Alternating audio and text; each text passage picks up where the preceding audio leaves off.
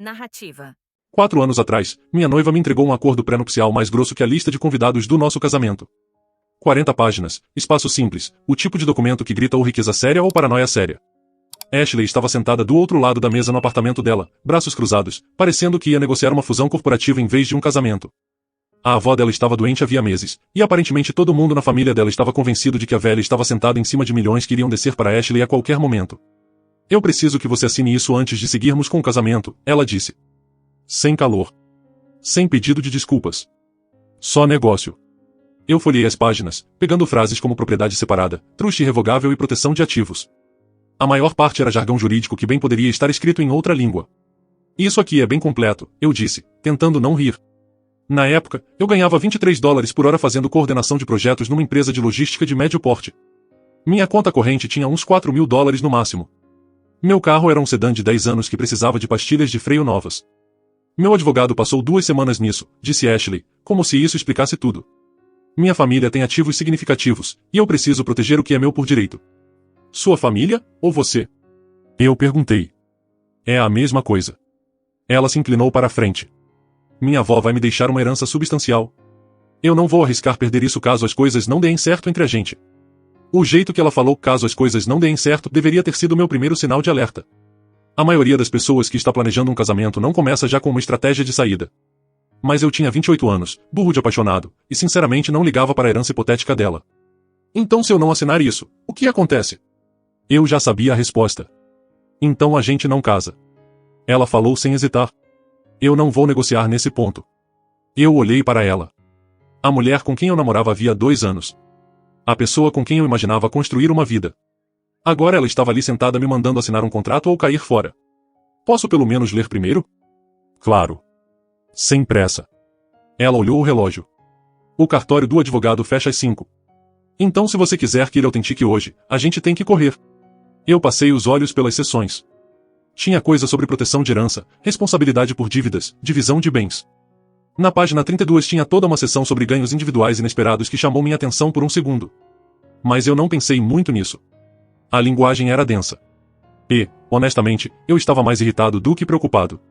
Você sabe que eu não tenho nada, né? Eu falei, você está protegendo milhões de alguém que mal consegue pagar uma viagem decente.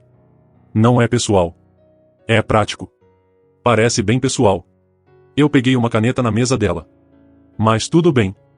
Se isso te deixa segura, eu assino. Você não vai levar um advogado para revisar? Eu dei de ombros. Pra quê? Você acabou de me dizer que seu advogado passou 2 semanas garantindo que você fique protegida. Eu estou assumindo que ele fez um bom trabalho. Além do mais, o que eu tenho para proteger? Minha conta poupança e um carro que precisa de conserto. Ela não sorriu. Não agradeceu. Só ficou olhando enquanto eu virava para as páginas de assinatura e assinava meu nome em todas. O processo todo levou uns 10 minutos. Eu faço cópias, ela disse, juntando os papéis. Você devia guardar uma para seus registros. Claro. Eu me levantei. Terminamos a parte romântica do planejamento do casamento agora? Ela finalmente abriu um sorrisinho. Não seja dramático. Isso é só planejamento inteligente. Se você acha. Casamos 3 meses depois. Cerimônia pequena. Umas 60 pessoas. Nada sofisticado. A avó da Ashley não foi por causa da saúde. Mas mandou um vaso de cristal caro de presente. O casamento foi legal o suficiente. Embora, olhando para trás, tinha alguma coisa estranha no ar. Como se a gente estivesse só cumprindo tabela em vez de realmente comemorar. O primeiro ano de casados foi ok. Os dois trabalhavam, dividíamos as contas mais ou menos meio a meio, morávamos numa casa de 2 quartos alugada num bairro tranquilo. De vez em quando Ashley falava da saúde da avó piorando e fazia comentários sobre quando a herança chegar. Mas sempre era vago. Um evento distante no futuro que mudaria tudo. Eu nunca mais pensei naquele pré-nupcial. Foi parar numa pasta com a certidão de casamento e os papéis do seguro da hipoteca. Só mais um papel que não parecia importar no dia a dia. O que eu não sabia na época era que o advogado da Ashley tinha sido extremamente minucioso. Tão minucioso que incluiu proteções que nem ela tinha pensado. Proteger de ambos os lados. Mas essa percepção só viria bem mais tarde, quando os números na minha conta de repente ganharam um monte de zeros e a atitude da Ashley com relação ao nosso dinheiro mudou drasticamente. Por enquanto, éramos só mais um casal casado tentando descobrir a vida juntos. Ela tinha as ambições de carreira dela. Eu tinha as minhas. E em algum lugar numa gaveta, um documento de 40 páginas esperava para se tornar o papel mais irônico que qualquer um de nós já tinha assinado. 2 anos dentro do casamento, troquei de emprego. A empresa de logística em que eu estava tinha batido no teto de crescimento e eu encontrei uma vaga numa startup pequena de tecnologia chamada Bennett Systems. Eles estavam desenvolvendo software de cadeia de suprimentos e precisavam de alguém que entendesse tanto o lado técnico quanto a realidade operacional de mover produtos. O salário era um pouco melhor, $26 por hora. Mas o que realmente vendeu foi o trabalho em si. Parecia que eu estava construindo algo em vez de só manter. 3 meses no emprego, o CEO convocou uma reunião geral. Tínhamos uns 30 funcionários na época, trabalhando num galpão convertido com tijolos à vista e aquecimento duvidoso. Vamos implementar uma nova estrutura de compensação, ele anunciou. Todo mundo que está aqui há mais de 90 dias vai receber stock options como parte do pacote de benefícios. Teve uns aplausos educados. A maioria das pessoas não parecia muito animada. Stock options numa startup que podia quebrar em um ano não eram exatamente bilhetes premiados da loteria.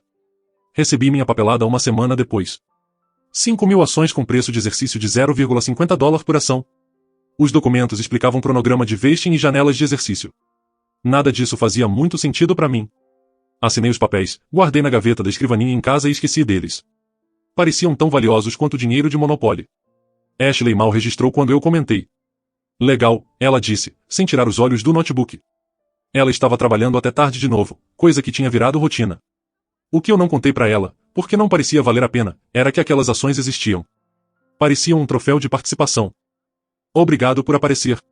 Aqui umas ações teóricas numa empresa que provavelmente não vai existir em 5 anos. Mais ou menos na mesma época, a avó da Ashley fez uma recuperação surpreendente. A mulher que todo mundo achava que estava na cama de morte começou fisioterapia, mudou a dieta e basicamente decidiu que ainda não tinha terminado de viver. Ainda mais surpreendente, ela anunciou que ia doar a maior parte do patrimônio para um hospital infantil e um santuário de animais. Ficaria com o suficiente para viver confortável, mas os milhões que a família da Ashley já estava gastando mentalmente há anos iriam para outro lugar.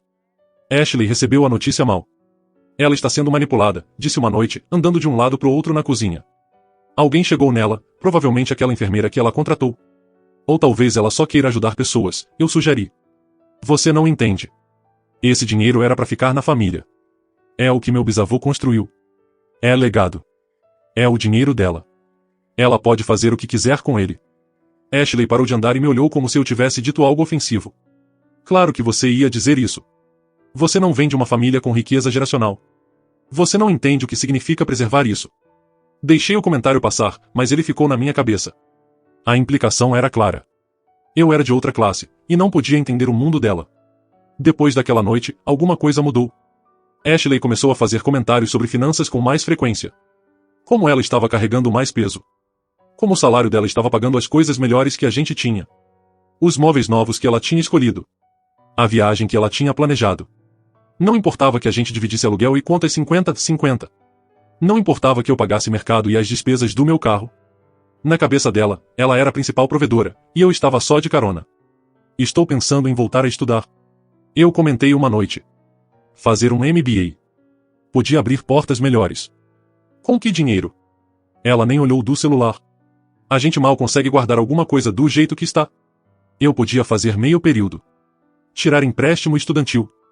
Mais dívida. Ótimo plano. Ela largou o celular. Talvez se concentrar em ganhar mais no emprego atual em vez de adicionar empréstimo estudantil na nossa situação. Nossa situação. Como se minhas escolhas de carreira fossem um peso que ela tinha que administrar. Parei de falar em desenvolvimento profissional depois disso. Só ia trabalhar. Voltava para casa. Existia no espaço que a gente dividia e que estava começando a parecer menos uma parceria e mais um acordo comercial que não estava funcionando para uma das partes. O calor que a gente tinha nos primeiros dias tinha sumido. Conversas viraram transacionais. Ela perguntava do meu dia, mas dava para ver que não estava ouvindo de verdade. Eu perguntava do dela, e ela dava respostas de uma palavra antes de voltar pro notebook ou celular. Intimidade virou agendada. Rara. Mecânica. Comecei a me perguntar se era só isso que o casamento virava depois de alguns anos, ou se a gente tinha errado feio. Mas eu não tinha resposta clara. Então só continuei. Continuei trabalhando. Continuei tentando ser um bom marido para alguém que cada vez mais me tratava como um colega de quarto que ela tolerava. Os certificados de ações da Bennett Systems ficaram na gaveta da escrivaninha, enterrados embaixo de documentos de imposto e olerites antigos. Eu saí da empresa depois de 18 meses por um cargo melhor numa empresa de médio porte que de fato tinha benefícios de aposentadoria e plano de saúde que não precisava de decodificador para entender. Nunca exerceu aquelas opções porque nunca vi motivo. A empresa parecia estar indo bem, mas startups são imprevisíveis. Para que jogar dinheiro em ações que talvez nunca valessem nada? Ashley certamente nunca perguntou sobre elas. Pelo que ela sabia, eu tinha trabalhado numa empresa de tecnologia por um tempo e seguido em frente. Fim da história.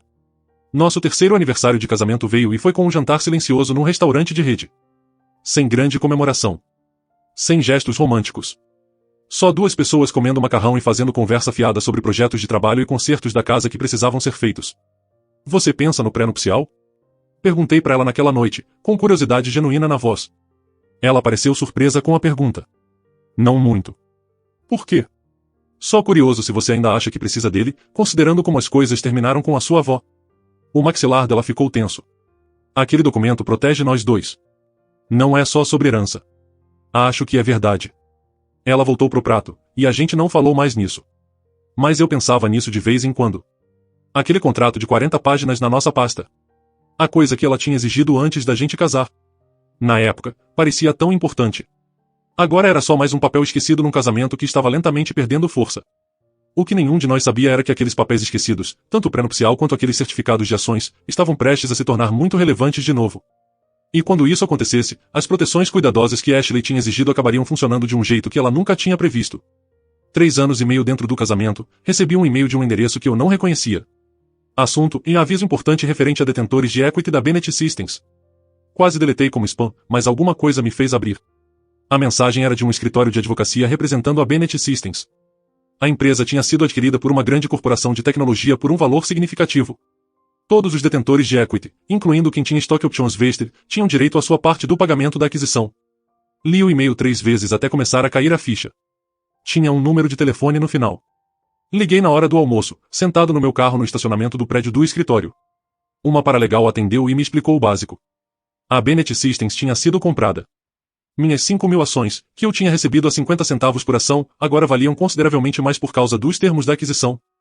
Depois do vesting e outros cálculos, eu estava olhando para um pagamento de aproximadamente 8,2 milhões de dólares antes de impostos. Fiquei lá em silêncio, telefone ainda colado na orelha. Senhor, o senhor ainda está aí? Sim. Desculpa, pode repetir esse número? Ela repetiu. 8,2 milhões. Depois de impostos, provavelmente uns 5,8 milhões, dependendo de como fosse estruturado e dos impostos estaduais. O que eu preciso fazer? Minha voz soava estranha até para mim mesmo. Precisamos que o senhor venha aqui assinar alguns documentos. Também vamos precisar de cópias do seu acordo original de stock options e comprovante de identidade. A empresa que está fazendo a aquisição quer tudo bem documentado. Marquei para 2 dias depois e passei o resto da tarde naquele dia atordoado. Não contei para Ashley. Não contei para ninguém. Eu precisava entender o que isso realmente significava antes de abrir a boca. Naquela noite, cheguei em casa e achei aqueles certificados de ações. Estavam exatamente onde eu tinha deixado, enterrados numa gaveta embaixo de papéis antigos de seguro e garantias vencidas. Tirei e fiquei olhando as assinaturas, os carimbos oficiais, a linguagem jurídica que eu mal tinha entendido quando assinei. Aí fiz uma coisa que provavelmente devia ter feito anos antes. Fui até a pasta e tirei o pré-nupcial. 40 páginas. Eu tinha dado uma olhada rápida quando Ashley me entregou. Assinei sem pensar muito porque eu não tinha nada para proteger mesmo. Agora li com calma, página por página, seção por seção. A maior parte era padrão sobre responsabilidade por dívidas, bens adquiridos antes do casamento, proteção de herança. O advogado da Ashley tinha sido minucioso protegendo a riqueza que ela esperava da avó.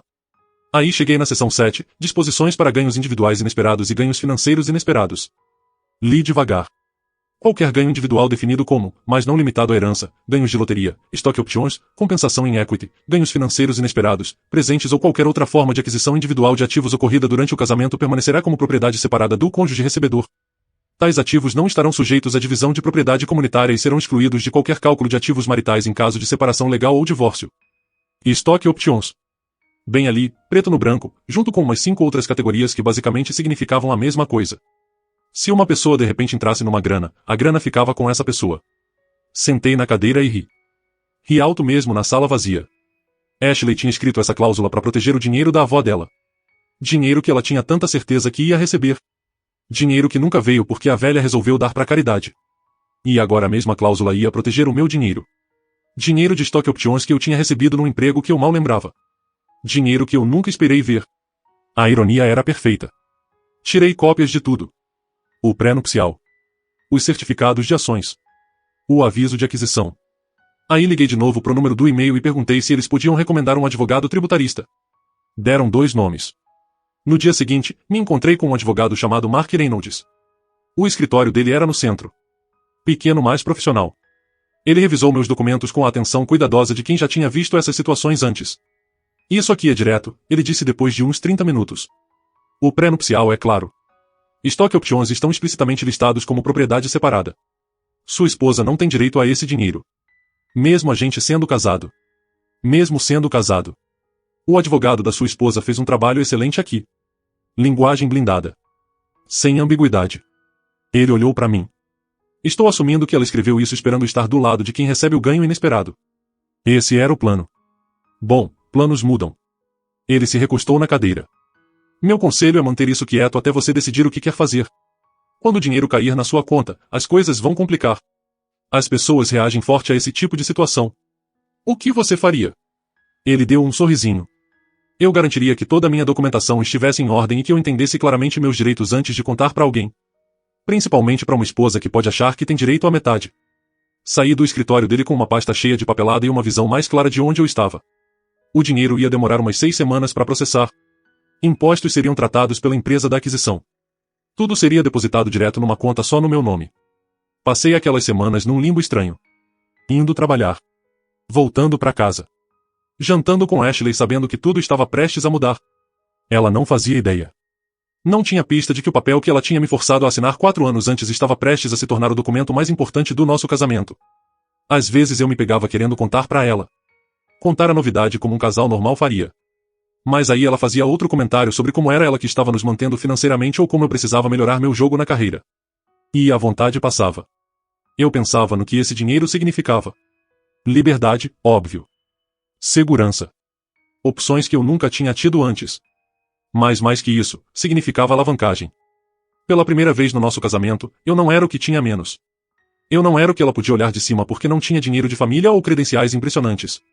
O equilíbrio tinha mudado e ela nem sabia ainda. 5 semanas depois, a aquisição virou notícia. Blogs de tecnologia começaram a cobrir. Publicações do setor escreveram análises sobre o valor estratégico da compra. Alguns ex-colegas da Bennett Systems postaram nas redes sobre os pagamentos inesperados deles. Foi aí que eu soube que o segredo não ia durar muito mais. Ashley prestava atenção nisso.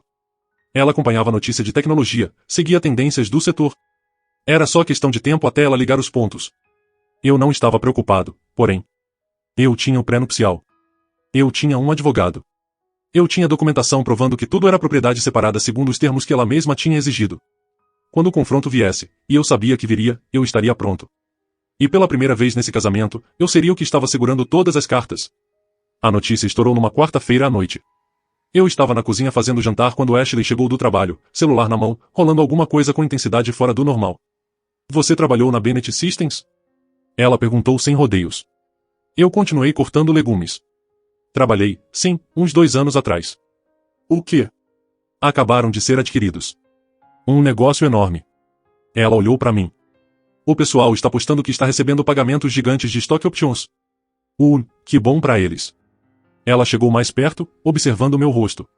Você recebeu stock options quando trabalhou lá? Não adiantava mentir. Ela ia descobrir mesmo. Recebi, sim. Os olhos dela se arregalaram. E você nunca mencionou isso? Não parecia importante na época. Equity de startup normalmente não dá em nada. Mas isso é diferente. Isso é uma aquisição. Ela já estava calculando. Dava para ver na expressão dela. Quantas ações você tinha?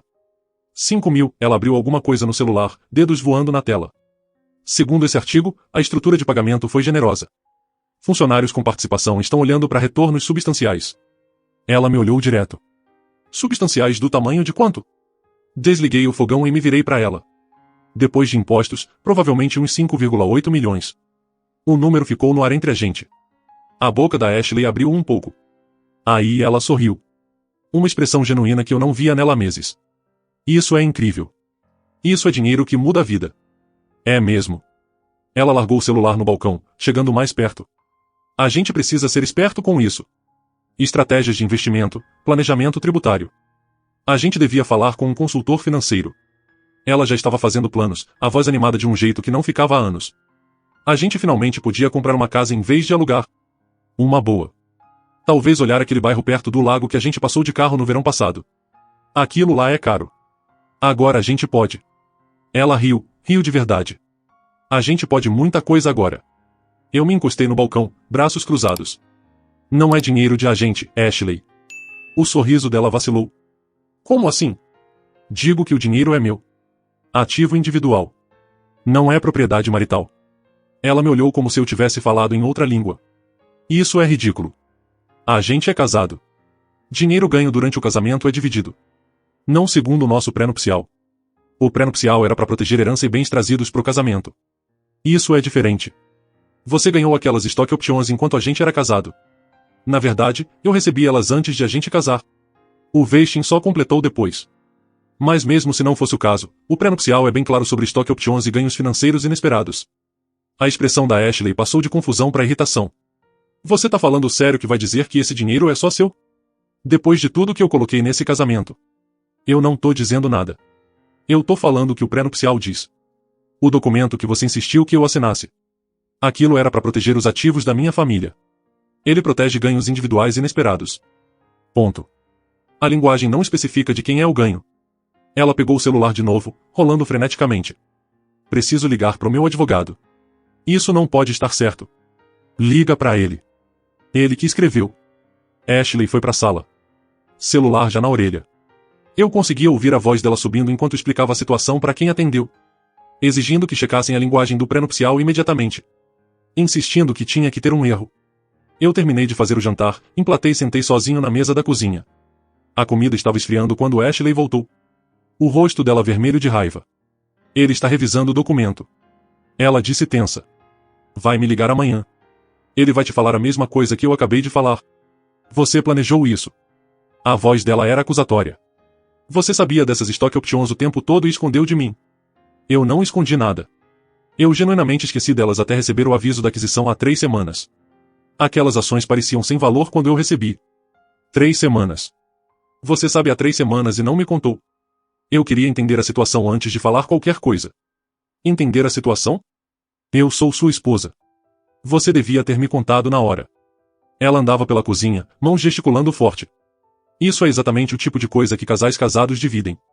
Notícia financeira grande. Mudança de vida. Tipo como você dividiu sua frustração com a herança da sua avó indo pra caridade. Ou como você divide suas opiniões sobre minha carreira não ser boa o suficiente. Ela parou de andar. Isso é diferente. É. Porque do meu lugar, você passou 3 anos deixando claro que era você que tinha as melhores perspectivas. Que era você que carregava a gente financeiramente. Agora a situação mudou. E de repente você tá muito interessado em parceria e dividir. Não distorça isso. Qualquer pessoa razoável esperaria que o cônjuge dividisse um ganho desse tamanho. Qualquer pessoa razoável teria tratado o cônjuge com respeito nos últimos anos. O maxilar dela travou. Então isso é castigo. Você vai ficar com milhões de dólares enquanto eu saio de mãos abanando porque tá magoado com os comentários que eu fiz. Eu não tô ficando com nada de você. Eu só tô seguindo os termos que você exigiu que a gente colocasse por escrito antes de casar. Você foi bem clara que ativos individuais deviam continuar separados. Essas foram suas palavras. Seu advogado. Sua insistência. Aquilo era sobre proteção. Ainda é. Só não do jeito que você esperava. Ashley ficou parada ali, mãos cerradas ao lado do corpo. Eu não vou desistir disso. Tem que ter um jeito de contestar. Contestar o quê? Um pré-nupcial que você exigiu? Linguagem que seu advogado escreveu? Documentação que você insistiu? Eu me levantei da mesa. Fique à vontade para tentar. Mas eu já falei com um advogado também. E a lei é bem clara. Você contratou um advogado? Quando? Há 3 semanas. Logo depois que eu descobri o dinheiro.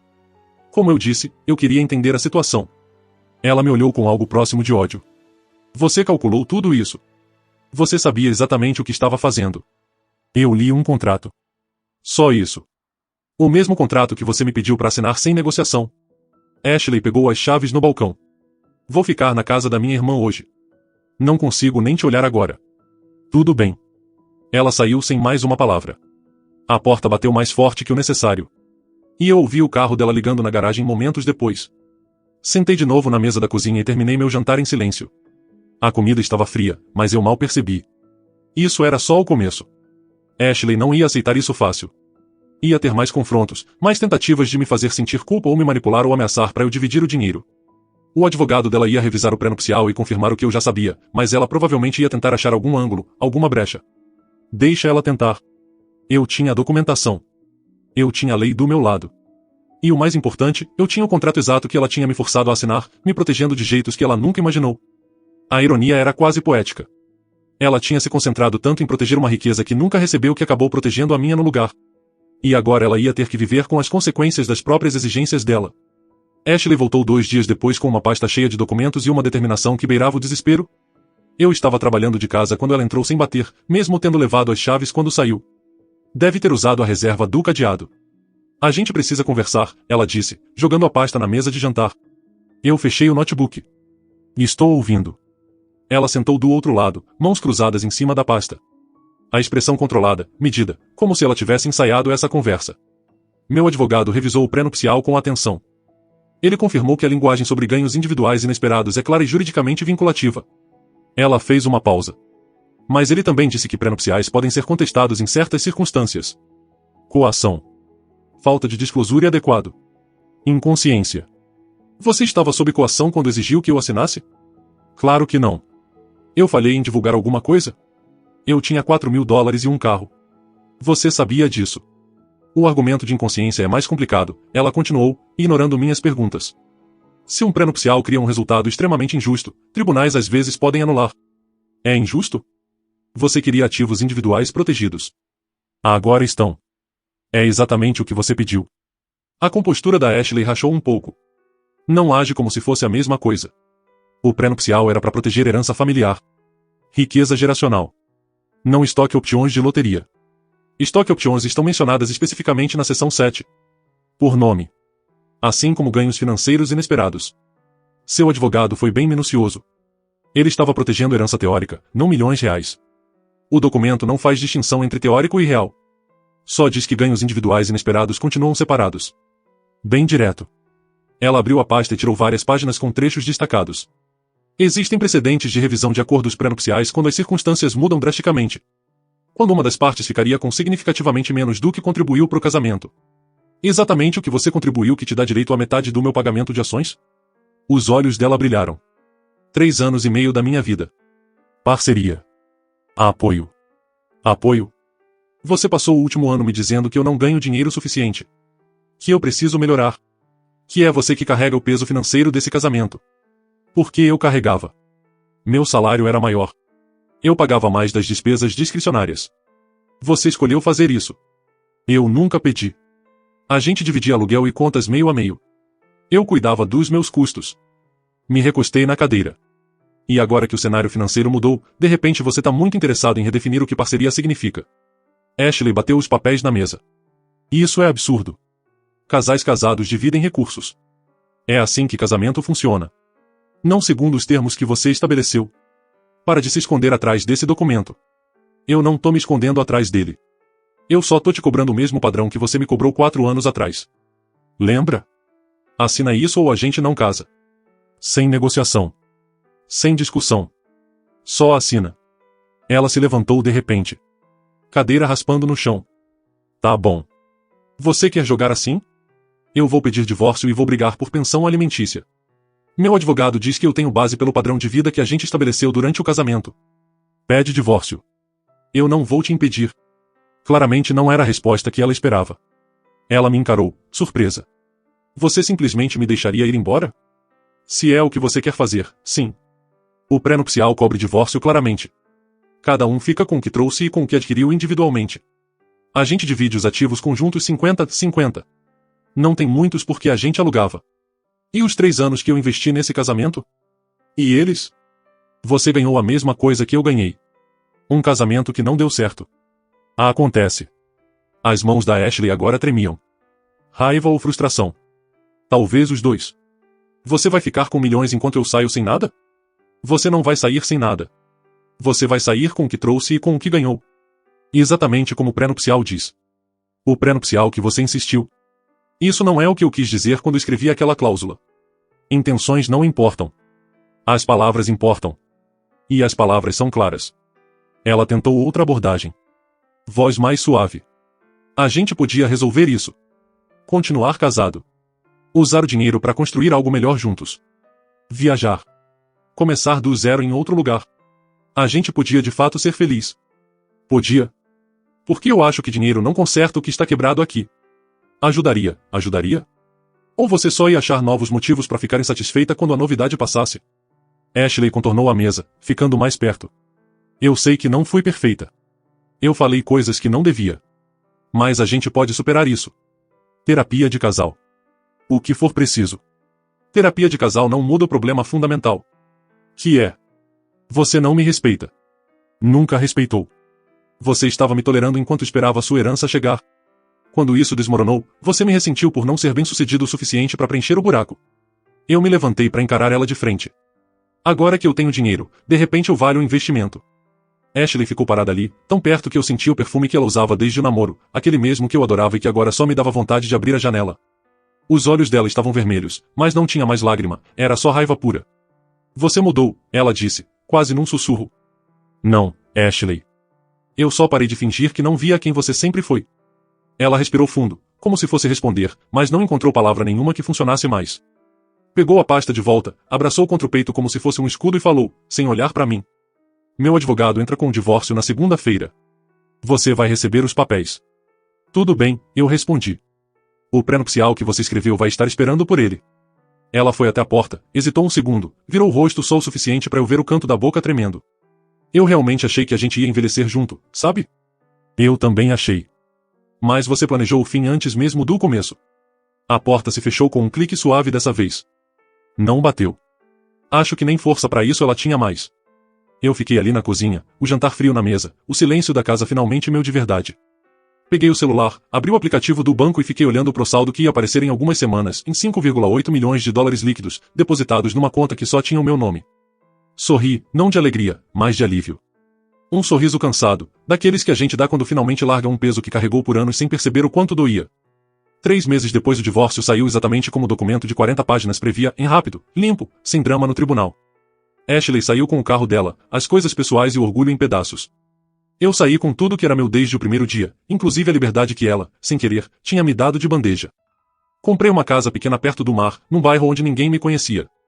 Contratei um terapeuta só pra mim, viajei sozinho pela primeira vez na vida, aprendi a cozinhar pratos que não vinham de restaurante de rede. De vez em quando recebo mensagem de amigos em comum, Ashley tá morando num apartamento menor, mudou de emprego, parece bem abalada. Eu leio, respiro fundo e não respondo. Não é vingança. É só o final que ela mesma escreveu 4 anos antes, quando me entregou uma caneta e disse assina aqui. E o mais engraçado? Eu guardei uma cópia daquele pré-nupcial. Está na minha nova casa, dentro de um quadro bonito na parede da sala de estar. Não como troféu. Como lembrete.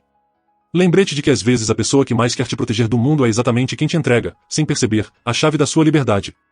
E de que o maior golpe de sorte da minha vida não foi os 5,8 milhões. Foi ela ter exigido aquele papel.